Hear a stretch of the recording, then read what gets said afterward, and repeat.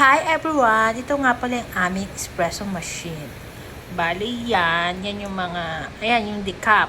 O yan, kung ilang shot yung ginagawa namin, kung 2 shot, ayan.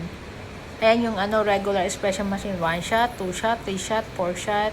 Tapos yan naman kapag kinacolor rate namin, yung espresso machine, tapos yan yung 1 para sa, pag nag-i-steam na milk, tapos yan naman yung sa espresso.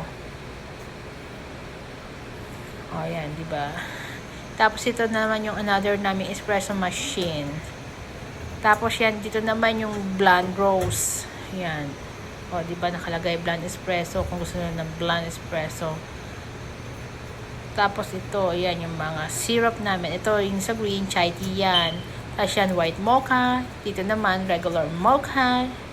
Tapos yan yung mga vanilla syrup, hazelnut syrup, kung ano nung syrup. Yan, liquid sugar cane.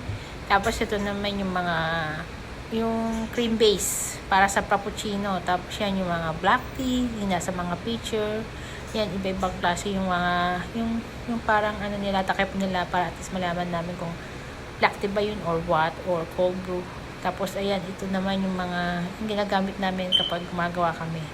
Tapos ito naman yung yung sa mga coffee, kung diba, kailangan may sign kung blonde roast ba, dark roast, or pike roast, yung house coffee namin, pike roast. Ayan.